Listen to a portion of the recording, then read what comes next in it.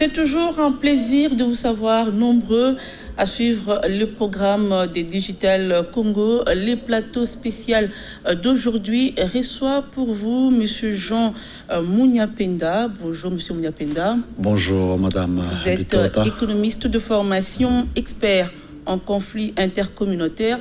Vous êtes gestion de conflits. En gestion des conflits intercommunautaires. Et vous êtes aussi membre de l'ONG Congo Peace Center.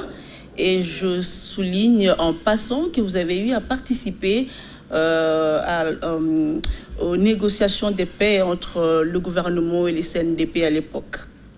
Alors avec vous, on va devoir parler d'un sujet très important, très capital, qui d'ailleurs a fait couler beaucoup d'encre et de salive au pays. Il s'agit de la balkanisation et nous allons nous pencher sur la balkanisation versus intégration nationale et régionale. Alors pour planter le décor de cette émission d'entrée des jeux, on voudrait savoir qu'est-ce qu'est la balkanisation. Quand est-ce qu'on parle de la balkanisation? Merci Madame Bitota, Ruth. La balkanisation est synonyme, plus ou moins, de processus de sécession ou d'implosion. Sécession, c'est quand on coupe une partie d'un État ou d'une entité régionale géopolitique. L'implosion, c'est quand ça éclate et puis les morceaux se séparent. La balkanisation ajoute un autre élément, un tout petit peu, mais c'est le même processus, à cause de l'histoire qui est advenue dans les Balkans, c'est que les États qui implosent ou qui se séparent deviennent antagonistes. Et c'est ça, c'est un processus essentiellement processus politique qui porte sur un espace géographique. Je pense que c'est ça l'idée, puis on peut étendre ça peut-être au niveau économique, culturel, mais fondamentalement c'est ça. Voilà, pour circonscrire les sujets, on va parler le cas de la République démocratique du Congo. Est-ce que le pays a déjà fait face à ce risque-là de balkanisation dans son histoire récente ou ancienne? Oui, mais en 60 déjà, 11 jours seulement après l'indépendance de la République démocratique du Congo, à l'époque, on venait de former le gouvernement le 23 juin, le gouvernement de coalition de Lumumba, dirigé sous la bannière du MNC. Et quelques jours après, on avait nommé un président élu dans la Chambre, je crois, M. Kasavubu. Le 30 juin intervient l'indépendance nationale de notre pays ici. Et 11 jours plus tard, je crois le 11 juillet, Moïse Tshombe, appuyé par les Français, les Belges, et disons des mercenaires également, qui appuyaient la gendarmerie katangaise, qui était en fait les policiers qui étaient au Katanga, qui ont été transformés en...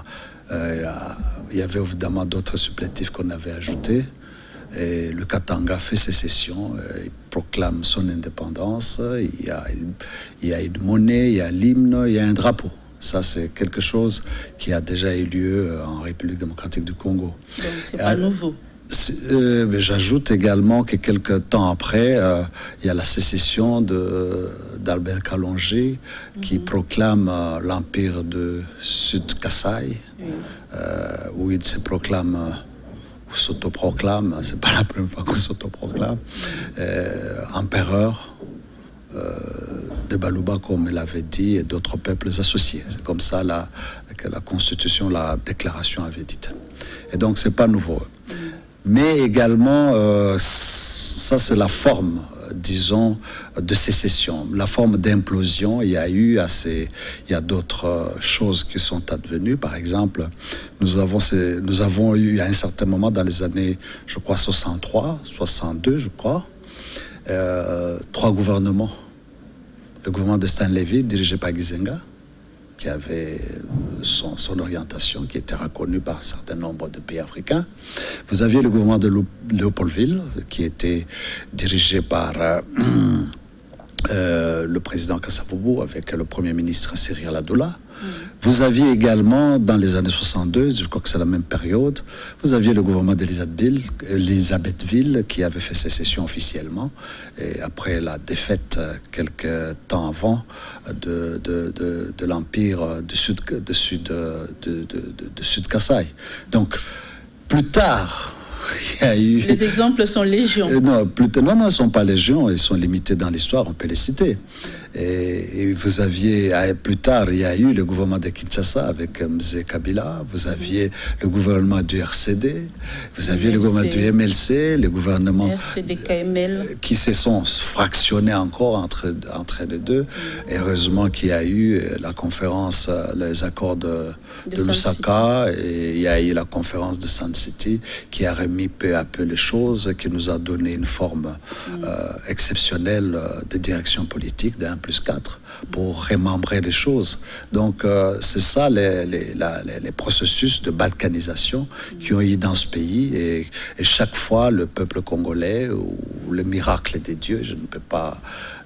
les deux ne sont pas incompatibles, ont fait que ce pays se remembrait. Et bien là, maintenant, subitement, on revient sur ce sujet. Vous l'avez d'ailleurs dit tout au début, le mot balkanisation prend son origine au Balkan.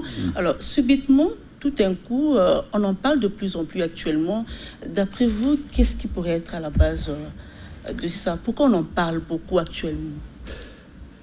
Je ne sais pas, moi je n'en ai pas parlé, donc en principe mais la vous question... suivez quand même l'actualité absolument, ça serait peut-être mieux qu'on le pose la question à ceux qui en parlent, mais je peux répondre par des éléments assez... on peut répondre, c'est sous forme d'hypothèse, vous allez m'y aider aussi parce que vous êtes journaliste, vous cherchez, moi aussi je cherche. Mais ce que je peux dire, c'est que il y a une chanson célèbre ici à Kinshasa qu'on a dansé quand on était jeune, qui disait qu'il y a un monsieur qui s'appelait Yajan qui a rêvé que sa femme faisait des infidélités. Il a rêvé et puis le matin il se réveille, il commence à battre sa femme. Tu m'as fait des infidélités alors que ce n'était qu'un rêve. Et peut-être qu'il y a des gens qui regardent la structure du pays, objectivement, et qui font peut-être un cauchemar en disant il va y avoir une balkanisation, n'est-ce pas? Une vision qui vient de leur tête, n'est-ce pas? Qu'il va y avoir. Pourquoi je dis ça? Je ne vois pas d'indice, mais je vois une situation très difficile. Vous avez, j'ai un ami qui s'appelle, qui a fait un tweet un jour, qui avait dit, chaque fois on dit, quand les événements se passent à Kinshasa, on dit, au Congo il est intervenu telle chose, à Matadi il est intervenu quelque chose. Et puis quand ça se passe à Goma, à Bukavu, on dit, à l'est du Congo. C'est comme s'il y avait un pays qui s'appelle l'est du Congo. Donc ça c'est quand même bizarre. C'est même le langage quotidien qui fait défaut. C'est peut-être pour être beaucoup plus précis. Ben, on pouvait dire aussi l'ouest du Congo. Quelque chose est revenu au ouest, mais on ne le dit jamais comme ça. C'est comme s'il y avait le Congo et l'est du Congo. Mais ça crée quand même dans le langage des habitudes qui ne sont pas bonnes. Vous trouvez que c'est discriminatoire? Non, je dis que c'est malheureux tout simplement. Je ne parle pas de discrimination à ce stade. Alors, il y a également un autre phénomène, ça c'est le phénomène de langage, de communication seulement. Mais il y a un autre phénomène qui, lui, là, est réel. C'est-à-dire, quand vous passez le long de nos frontières, vers l'Est, de Kasumbalesa. D'ailleurs, j'en profite, hier, j'ai fait une émission, on a dit qu'à l'Est, toutes les tribus ne sont pas transfrontalières. Il y a les Babembe, pas les Babemba. Les Babemba, c'est au Katanga. Oui. Au Kivu, on les trouve où? On les trouve au Kivu, au sud Kivu. Je ne pense pas, à moins que je ne me trompe, je ne pense pas qu'ils soient transfrontaliers. Vous avez aussi d'autres tribus qui ne sont pas transfrontalières, les Houndé, les Bakusu, il y en a, mais il y en a d'autres qui sont carrément transfrontalières. Et donc ça, c'était pour corriger peut-être, au lieu de dire Babemba, j'ai parlé de Babembe, je crois que Blaise m'a un peu... il a voulu me corriger, mais je crois qu'on je reviens sur moi. Ok. Ok. Je crois que l'Est du Congo, quand vous y arrivez, la plupart du temps, faute de routes à l'intérieur, faute de chemin de fer, faute de moyens de rivières le fleuve qui n'a pas été entièrement curé, faute de tronçons ferroviaires qui reliaient les fleuves et les autres rivières, les gens, de facto économiquement, se sont pliés sur eux-mêmes, et quand ils font le commerce, ils le font vers les pays de l'Est. Vous avez l'Ouganda, vous avez la Tanzanie, vous avez la Zambie, vous avez le Rwanda, le Burundi, etc. Au sud également, les gens ont tendance à faire le commerce vers l'Angola, vers Chikapa, vers Kolwezi et Solwezi. Le Solwezi, c'est de l'autre côté, en Zambie. Ça donne l'impression que le pays est éclate. Et les gens réfléchissent comment faire l'intégration nationale pour que les gens, malheureusement, depuis presque 60 ans, on n'a pas fait de travail d'intégration du pays. Alors, il suffit de dire, tiens, cette structure, elle est mauvaise. Et le matin, tu te réveilles avec des soucis comme quelqu'un qui a rêvé. Celui qui rêve que sa femme le trahisse, peut-être les soucis, il est jaloux un peu. Et il commence à rêver ce genre de choses. Et puis il s'est dit, il y a balkanisation. Et je pense que je ne sais pas les indices qu'ils ont donnés, mais en tout cas, ça s'est fait. J'ai beaucoup de respect à l'égard, ça je vous le dis sincèrement, à l'égard de leaders d'opinion, des gens comme des autorités morales comme de l'Église ou des autorités politiques qui sont intervenus sur ces sujets-là.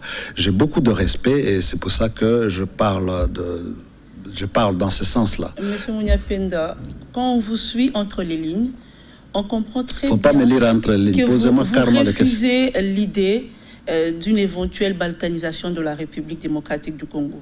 Vous l'acceptez? Pourtant, il y a des gens qui ont même avancé des preuves. Vous parlez des leaders d'opinion. Moi, je vais vous en citer quelques-uns. Le cardinal Ambongo revient de Béni. Il a fait une tournée, même si vous refusez qu'on parle de l'Est, il a fait une tournée dans la partie Est de la RDC. Il a dit la même chose. Des informations recueillies auprès de la population locale. Il y a le journaliste congolais Freddy Moulumba qui a même publié tout un ouvrage sur ça. Ils sont légion, ces leaders d'opinion-là, qui estiment que la RDC court un grand risque de balkanisation. Mais c'est ce que je suis en train de vous dire. Si tout l'Est du Congo fait du commerce avec les pays de l'Est, n'est-ce pas? Et que le pays du Sud, la partie Sud, fait le commerce à la base, c'est risque au sens un jour de prise en charge politique de cette réalité. Ça, si c'est ça, hein? Si c'est ça, c'est un risque. Mais comme je disais tout à l'heure, quand vous faites un rêve, n'est-ce pas, pour faire un cauchemar, n'est-ce pas? C'est pour ça que je dis, bon, que les gens ont pu faire ce cauchemar là-bas, il faut les sécuriser. Il n'y a pas une intention pour ça. Mais si c'est une vision divine, parce que le cauchemar c'est une vision diabolique, je suppose. Et si c'est une vision divine qu'il lui dit, mais alors, il faut bien qu'il fasse l'intégration nationale, qu'il construise les choses. Or, depuis 60, on ne l'a pas fait. Il y a une grosse lacune là-dessus. Et c'est pour ça que je suis en train de penser qu'il faut être sérieux, il ne faut pas avancer des choses. Et d'ailleurs, si vous remarquez très bien, parce que vous dites la déclaration des autorités morales de ce pays, notamment vous avez cité les cardinals, vous avez des leaders d'opinion comme un ancien Premier ministre, M. Muzito, qui est d'abord un ami que je salue. Et ce que je voudrais dire, hein, ce que je voudrais dire, même si c'est une vision divine, vous êtes des chrétiens, n'est-ce pas? Si parfois Dieu vous montre de mauvaises choses pour que vous puissiez prier contre, n'est-ce pas? Et s'il dit qu'il y a risque, je fais l'évaluation de projet. Chaque fois qu'on monte un projet, on évalue le risque. Mais on fait la mitigation de projet pour qu'ils n'arrivent pas. Or, dans les cas d'espèce, la mitigation, n'est-ce pas, d'une éventuelle balkanisation, c'est l'intégration économique, sociale et culturelle. Il faut le faire. Depuis 6 décennies, on ne l'a pas fait suffisamment. Au contraire, les infrastructures se sont détériorées. Donc, la balkanisation, le concept de balkanisation doit être vu comme un aveu de chèque de l'intégration nationale. S'il y avait intégration nationale, on n'en parlerait pas. n'est-ce pas? On ne reverrait même pas. Les soucis génèrent de rêves qui deviennent de cauchemars. Et donc, il ne faut pas dire qu'à mon avis, il a rencontré des gens, vous avez dit qu'il a écrit tout un livre là-dessus, d'autres peuvent écrire tout un livre aussi à l'envers, ou au contraire, hein, si vous voulez. Ce que je voudrais dire seulement que il faut éviter de croire, et il faut prendre la responsabilité, n'est-ce pas, de dire on intègre les marchés, les micro-marchés qui sont le long de frontières Est et les micro-marchés qui sont le long de la frontière Sud. Vous avez les grands marchés de Kinshasa qui a quand même 12 millions, mais ça fait longtemps qu'on parle de 12 millions. Je me demande si on n'est pas déjà à 20 millions. Et donc, je crois qu'il faut qu'il y ait un système cohérent, hein, qui permet au pays, système de communication, des systèmes de transport, d'ailleurs le ministère s'appelle dans le transport et télécommunications, qui permettent l'intégration avec des planifications précises, qui permet d'intégrer le pays. Et je tiens à souligner également, parce que les gens parlent, il faut un autre son de cloche en regardant derrière, du point de vue de l'intégration régionale. Si les gens de l'Est, les marchés de l'Est sont intégrés vers l'Est, les marchés du Sud intégrés vers le Sud, n'est-ce pas? Interconnecter ces marchés par des moyens de transport, automatiquement l'intégration nationale devient une intégration régionale. Nous sommes le seul pays avec ces 9 frontières où notre intégration nationale impliquerait automatiquement. C'est pour ça que le Congo détient le titre de leader potentiel de toute l'Afrique. Et donc, Monsieur Mounia Penda, il y en a qui estiment que la pluralité de nos tribus est un atout majeur. Mais en même temps, cette pluralité-là peut servir aussi de levier aux ennemis de la RDC sous lesquels ils peuvent tenter de déstabiliser le pays. Vous partagez cet avis-là? Absolument. Je partage, mais j'ajoute une nuance, n'est-ce pas? J'ajoute une nuance. L'effet qu'il y ait la diversité, tout le monde sait qu'on divise pour... L'impérialisme divise pour mieux régner. La colonisation le fait. Et les leaders politiques parfois divisent les gens pour pouvoir se maintenir, n'est-ce pas, à l'interne. Et ça, cette diversité-là, on peut souffler dessus. Il suffit d'antagoniser les gens, n'est-ce pas? Et le rôle de leadership, c'est de faire en sorte qu'il n'y ait pas d'antagonisation des ethnies. Maintenant, la diversité est une richesse. C'est vrai. D'abord, on vient de le découvrir que chaque ethnie, chaque tribu, chaque langue a sa spécificité, a ses richesses, ne fût-ce que pour prendre les richesses alimentaires. Nous ne mangeons pas tous de la même manière. Et pourtant, il y a des gens, chez moi, quand je dis que les gens mangent des chenilles, ils peuvent dire, et pourtant, on vient de découvrir que c'est peut-être l'alimentation du futur. N'est-ce pas, la production de chenilles avec des protéines très élevées. Et je pense que j'ajoute maintenant quelque chose qui n'est pas très matériel, comme l'alimentation. On vient de découvrir que chaque langue contient des structures mathématiques, n'est-ce pas, qui permet de faire des calculs que d'autres ne connaissent pas. Il y a des gens qui jouent, on m'a dit par exemple, et je crois que c'est un Français qui vient de le dire, c'est pas Jacques Attali, je ne sais pas, qui a dit que les mathématiques fractales ont été découvertes à partir de la culture africaine, avec la répétition de motifs. Aujourd'hui, ces mathématiques fractales, ce sont elles qui sont le soubassement théorique qui permet de lancer les satellites vers Mars ou vers le Soleil, pas le Soleil, vers la Lune. Et donc, c'est certainement des richesses extraordinaires. Quand j'entends, par exemple, parler parler de différentes langues, il y a des subtilités de proverbes. Si vous n'êtes pas au courant de ça, vous pouvez mal comprendre. Je crois qu'en privé, on avait dit, il y a des choses, des blagues dont on avait échangé, notamment si aujourd'hui Bitot a disait qu'on va faire l'élevage des chiens, et les autres vont dire c'est pour faire quoi? On peut en faire des chiens policiers, mais c'est pas seulement des animaux de compagnie, mais il y a... Pour d'autres, ça peut être de produits alimentaires, n'est-ce pas? Donc, il peut y avoir un mauvais entendement. Donc, nous devons savoir communiquer nos richesses, pas seulement communiquer nos futilités. Et Et il faut vraiment continuer à savoir comment c'est qui se passe. Par exemple, je grandis ici à Nguirengiri, et je ne comprenais pas pourquoi mes frères, parfois, ils roulent le R et le L. J'ai appris que, en fait, finalement, qu'il n'existe pas dans cette langue, il n'existe ni R ni L. C'est quelque chose qui est au milieu. Au point qu'il y a juste une blague. Je suis entré dans un cabaret et je trouvais un serveur. Je lui dis, il y avait un grand écran de match, n'est-ce pas? Et je pose la question, quel est le score? Lui, il entend le mot score, il dit 1500. Je dis 1500 buts. Eh bien, j'ai compris après que c'était pas score. Il avait répondu à la score, pas au score. N'est-ce pas? J'ai été aussi à Ilebo, j'ai vu des amis, je suis allé chercher un ami, j'ai rencontré son père qui était enseignant, il est du Kassai, il était là, il était en train d'enseigner quand je suis entré, il a dit aux enfants, aujourd'hui nous allons étudier le losange. Je dis, mais comment il enseigne les enfants? C'est peut-être une boisson locale très forte. Ça voulait dire le losange seulement, le losange. Donc, c'est pour vous dire que la communication doit être très bonne. Nous avons absolument, chaque tribu, chaque ethnie, chaque langue est une richesse, mais il faut établir de communication. Il faut que les hommes des sciences les étudient parce qu'ils contiennent des mathématiques verbales, qu'il faut mettre sur pied et qui nous permettent d'avancer. Aujourd'hui qu'on parle de J5, peut-être que c'est nous qui devrons découvrir grâce à ça les J8 et peut-être devenir de puissance du futur. Nous devons capitaliser toute Absolument. Je crois que dans l'émission qui est passée, je dis, nous devons avoir une politique communautaire qui interconnecte et qui découvre, qui enrichit. Et les langues sont vivantes, et ils vivent, ils s'enrichissent. Il y a des choses qui avancent dans chaque langue et la façon dont ils les captent, c'est déjà le fait de le savoir, comment on les capte, qu'est-ce qui se passe. Ça peut produire en termes de langage, un langage mathématique. Voilà.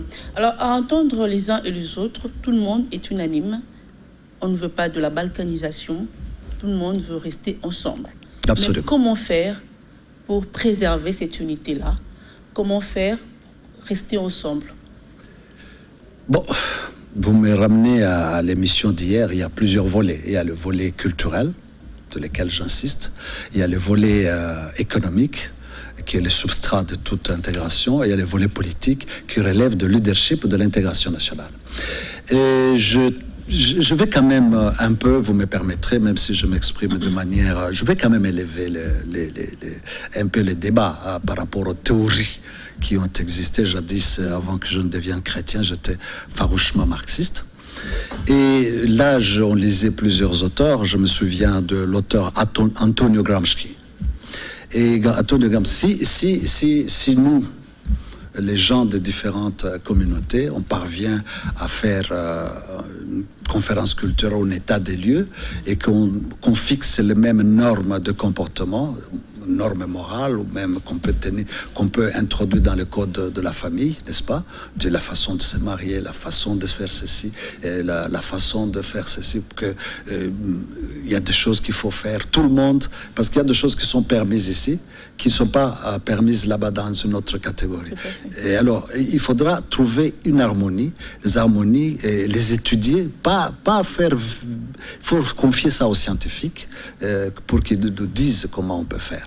Alors, je pense que si on arrive à ce niveau-là, qu'on parle le même langage à tous les niveaux de la société, c'est évident que nous allons constituer maintenant les gens sur base de ces mêmes normes. Les uns diront il faut orienter les pays dans ce sens, les autres dans ce sens, mais on parlera au moins le même langage de base.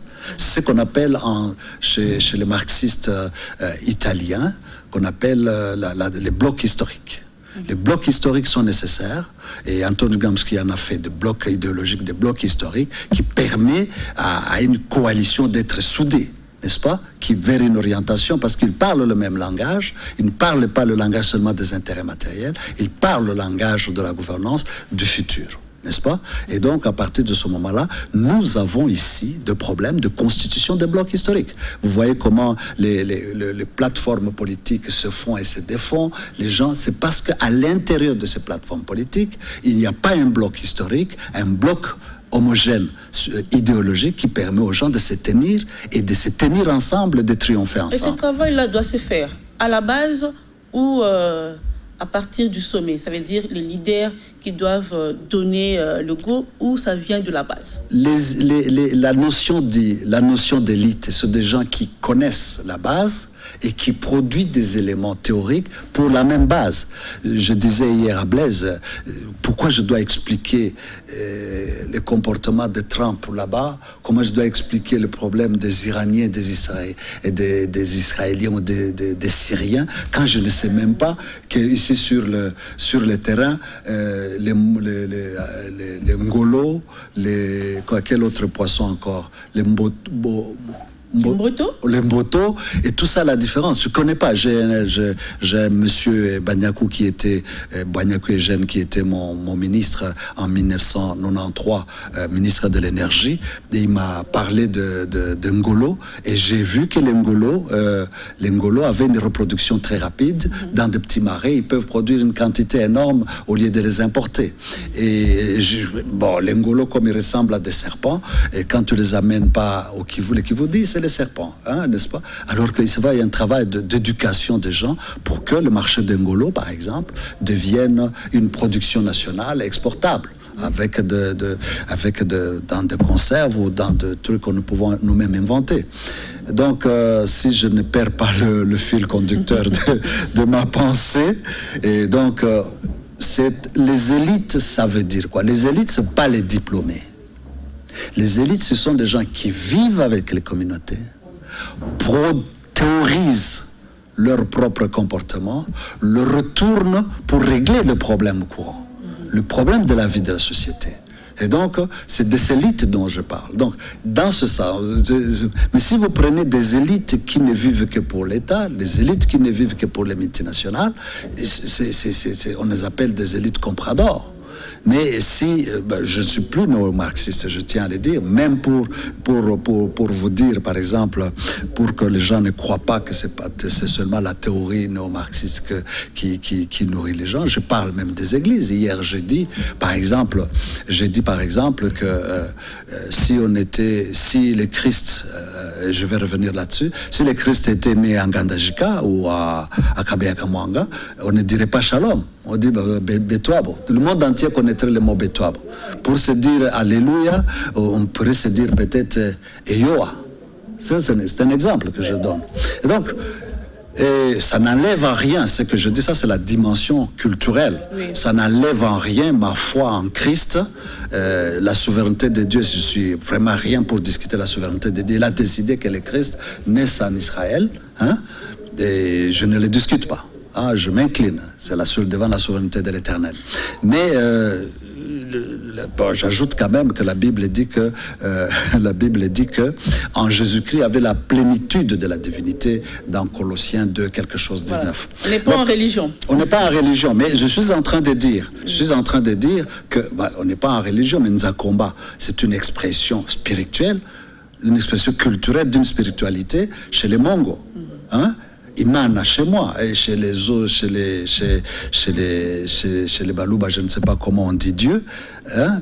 Mais tout ça, c'est l'expression spirituelle, unique, mais devant de plusieurs pluralités. Donc, nous devons arriver, devant la diversité, à avoir une loi de composition interne qui permet de garder cette unité et de la garder solidement. Voilà. Ça, c'est un constat. Du nord au sud, de l'est, peut-être de l'ouest jusqu'au centre, on sent quand même que ces populations-là, bien qu'il n'y a pas une interconnexion, comme vous dites, par les infrastructures, mais bon, ils arrivent quand même à se mettre ensemble et tout ça. Mais le problème se pose plus dans l'est. On sent vraiment que il y a une frange de la population qui n'est pas du tout intégrée, qui se sent peut-être en dehors de la RDC. Intégrée à qui et à quoi? On peut dire aussi que l'Est doit s'intégrer à l'Est. On ne va pas faire ce débat-là. Ce que je voudrais tout simplement dire, je peux avancer également des hypothèses de recherche, parce que je ne suis pas certain d'avoir la vérité. La vérité, je la préfère collective. Et je pense que quand vous regardez, la géographie imprime quand même aux êtres un certain nombre de comportements. Et les gens qui habitent les montagnes de l'Est n'ont pas le même réflexe que les gens qui habitent les plaines. Hein? Et ils n'habitent pas les plaines, ils parlent de langue, mais c'est pas une question de langue. Maintenant, le contenu de langue véhicule des proverbes, véhicule des choses qui peuvent être dissemblables. N'est-ce pas?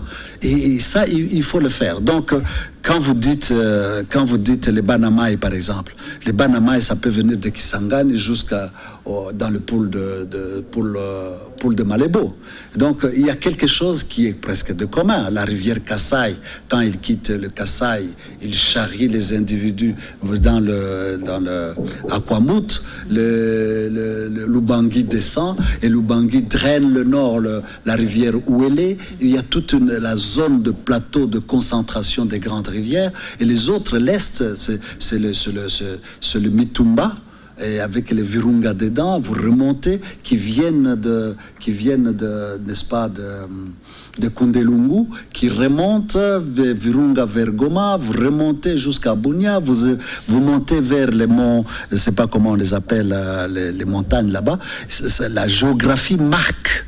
Maintenant, cette géographie, quand il amène la diversité des gens, la seule manière pour pouvoir casser cette différence entre les Banama et les Banamontagnes, n'est-ce pas?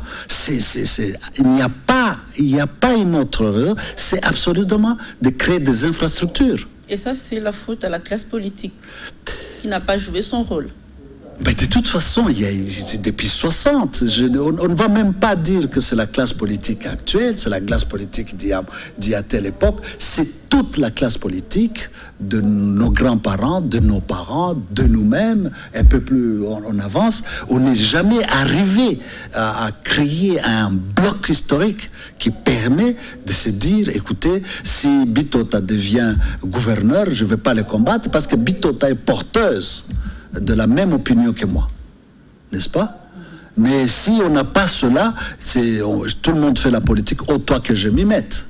Hein? Et là, ça casse la dynamique de la République. Et il y a même, je pourrais même dire, vous aurez un État sans République dedans. Parce que vous n'avez pas donné un ordre. La République, c'est un ordre dirigeant, un ordre mental, idéologique qui est dirigeant. On ne l'a pas.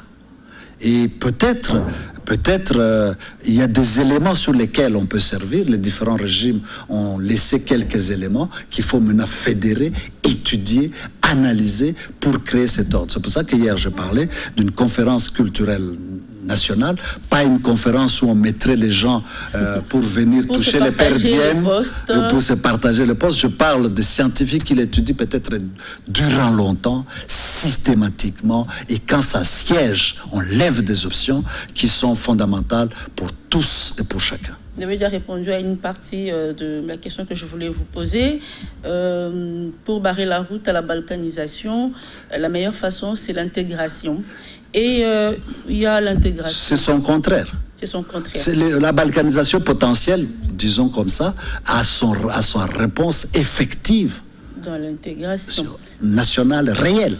Voilà. Vous parlez d'intégration politique, économique et culturelle. Alors, une intégration politique, concrètement, c'est quoi?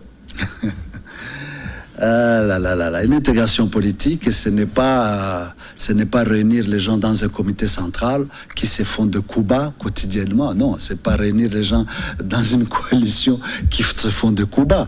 L'intégration politique, pour bien la comprendre, il faut la voir du côté de la société civile, n'est-ce pas? Et je pense que je ne sais pas comment aborder la question, mais je vais m'y exercer quelque part. Et disons, il y a toujours, on parle de dictature, on parle de démocratie. Ça, c'est deux concepts qu'on nous oppose toutes. Mais on oublie de nous dire également, quand on oublie d'intégrer ce que les religieux disent, il y a la lumière et les ténèbres. Il y a certainement une dictature ténébreuse et une dictature lumineuse. Je vous donne l'exemple. Hein? Il y en a certainement. Parce que si vous voulez bâtir une nation, parfois il faut bousculer les gens. Un peu comme Mao Tse-tung l'a fait en Chine. Exact. C'est pas seulement des choses. Napoléon a construit la France de la même manière. Parfois, il faut être dur pour créer des infrastructures, pour créer les institutions qui deviennent pérennes. N'est-ce pas? Étienne Tshisekedi disait, et ça j'ai beaucoup aimé, j'ai gardé, j'étais encore jeune, il avait dit quand un enfant a de la fièvre, n'est-ce pas? Tu l'amènes chez le médecin et dit Nazo Boyatonga, il ne veut pas l'aiguille pour le percer. Mais si tu le forces un peu, tu perces et qu'il est guéri de la malaria, il commence à chanter. Et donc parfois les dirigeants, c'est parce que les dirigeants, mais il faut le faire au nom de la loi. C'est pour ça qu'on parle également de démocratie lumineuse. Mais n'oubliez pas également qu'il existe des démocraties ténébreuse, c'est-à-dire tout le monde parle, mais il n'y a pas d'ordre parce qu'il n'y a pas de bloc historique. Ça devient l'anarchie. Ça devient de l'anarchie et tout cela. Donc, les gens doivent passer tout au moins, si je pouvais hiérarchiser, qu'il y a une dictature ténébreuse, une démocratie ténébreuse, une dictature lumineuse, et puis une démocratie lumineuse. Je l'ai dit comme ça tout simplement parce que les nations semblent passer par ce genre de situation. Mais je ne suis pas certain, je n'ai pas encore théorisé la chose. Et donc, à un certain moment, il faut prendre le taureau par les cornes. On avance, hein? On avance pour qu'on enlève de nos sociétés, que ce soit les saletés physiques, que ce soit les saletés des incompréhensions, de la mauvaise communication, de fake stories, pour ne pas dire fake news. Hein, des histoires. Et je crois que l'une des choses, puisque vous parliez des identités, si on laisse continuer un certain parler, hein, on dit... je n'aimerais pas le répéter parce que ça risque d'être répété ici au plateau, hein, n'est-ce pas? Mais essayons quand même de le dire. Si vous continuez à dire les talibans, qu'est-ce que ça va produire? Parce que l'image qu'on a des talibans là-bas en Afghanistan, l'image qui nous a été renvoyée par les Occidentaux, c'est des gens archaïques, n'est-ce pas? Et vous comprenez, si vous continuez à dire ce genre d'histoire, vous qualifiez les uns et les autres, n'est-ce pas? Je prie celui-là parce qu'il est tout... Parce qu'à un moment aussi, je ne sais pas, ça prend il faut éviter le mauvais parler. Oui, mais peut-être c'est parce qu'on y prête aussi attention que ça prend de l'ampleur. Non, mais c'est parce qu'on ne réagit pas contre que les gens le subissent. Tu peux ne pas le prendre après, mais il y a toujours de mauvaises communications qui passent. Je vous donne un exemple que je viens de quand j'étais à Goma avant de venir ici. Quelqu'un a dit, mais à Kinshasa on parle de saute-mouton, Et ces moutons sautés, c'est comment? Nous on a des pommes sautées. Ces moutons sautés. Je dis, mais non madame, c'est pas des pommes, c'est pas des moutons sautés. C'est dans une communauté où d'ailleurs où on ne mange pas les moutons. Elle dit, ce n'est pas des moutons sautés, c'est de construction. Et il dit, c'est pour ça que quand maintenant je parle, j'ai aimé au tweet monsieur Ngoulou qui a dit qu'on les appelle des viaducs, parce que si on continue à sauter les moutons, les gens vont croire que c'est des moutons sautés et nous on ne mange pas les moutons sautés. Monsieur Jean Mouniapenda, on tend vers la fin de cette émission. Là, vous avez parlé de l'intégration politique. Vous avez brossé un tout petit peu l'intégration économique. Alors, est-ce possible aujourd'hui, est-ce qu'il y a un chronogramme? On peut se dire, cette intégration économique, pour qu'elle soit effective, si on y met de la volonté, c'est possible dans 5-10 ans? Vous me posez la question si c'est possible. Je sais que vous n'êtes pas acteur. Non. Je veux me poser la question, une question de volonté. Ça, c'est la base. C'est la base. C'est la base également des études qu'il faut faire. Nous avons un fleuve qui a été longtemps mal curé, les rivières Kassai, toutes les rivières qui sont navigables. Et quelqu'un m'a dit qu'à l'époque coloniale, l'office de route devait entretenir 148 000 routes nationales. Maintenant, on est à peine en train de pouvoir être à même de faire pour 18 000 kilomètres. Ça c'est quand même quelque chose. Le fleuve non curé, les routes qui entretenues, qui sont en recul, les chemins de fer qui ont disparu, n'est-ce pas, à certains endroits. Et or, le poumon de l'intégration, en tout cas une partie de l'Est vers l'Ouest, c'est le fleuve et les rivières. Mais maintenant, s'il y avait un chemin de fer qui quitte Kasumbalès à Kibo à l'Est et qu'on le connecte vers Ilebo, n'est-ce pas? Automatiquement, l'Est et le Sud seront unis et Kinshasa sera uni. Mais comme il y aura le fleuve qui a été tiré de Kisangani vers le Sud, et puis de petites intégrations à l'intérieur de province, en branchement tout au long, que ce soit des rivières ou de chemins de fer ou de routes. Aujourd'hui, il existe des moyens technologiques de chemins de fer à sustentation électrique. Et les énergies, il ne faut pas se focaliser seulement sur l'énorme barrage, mais il y a de sources d'énergie.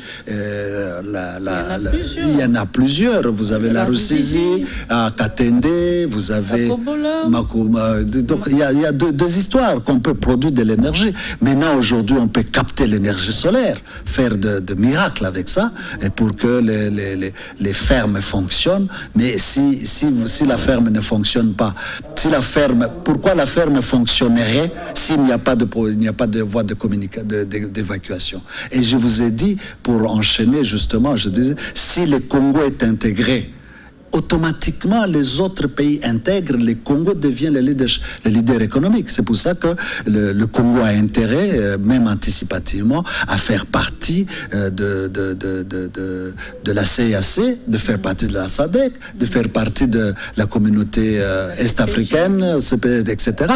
Parce que c'est sa réalité de puissance potentielle qui peine aujourd'hui à se rendre effective. Tout simplement parce qu'il manque cette triple intégration culturelle, socioculturelle, économique et politique. Je suis content, évidemment, que les gens en parlent maintenant, que la classe politique en parle, que les intellectuels en parlent, mais il faut en parler positivement, parce que même dans la Bible, on vous dit, quand vous dites des choses négatives, ils impactent, ils attirent la malédiction. Donc, il faut absolument que les gens positivent les choses, se mettent ensemble, et les coalitions, c'est une réalité. Il y a parfois même des coalitions nationales. On n'est pas obligé de défenestrer les autres. On n'est pas obligé de se rendre la guerre. Je prends par exemple dans la démocratie anglaise, les chefs du gouvernement associent parfois les chefs de l'opposition sur des discussions essentielles du pays. Pour que le pays avance, pour que ça ne soit pas, si un jour le chef de l'opposition devient le Premier ministre, il sache de quoi l'on parle. Est-ce qu'on va lui filer les dossiers, refiler les dossiers de l'État, qu'il ne fasse pas 10 ans avant de le comprendre?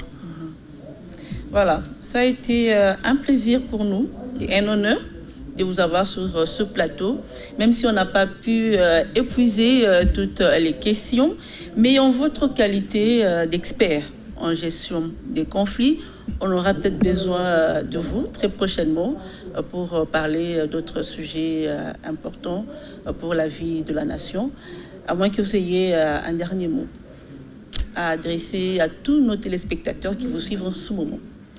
Je remercie Madame Ruth Pitota, je vous en prie, qui m'a permis d'exposer sur ces questions en disant que les gens parlent de balkanisation, mais en fait c'est un aveu d'échec de l'intégration qui aurait dû avancer durant l'intégration nationale, qui aurait pu avancer depuis 60 ans.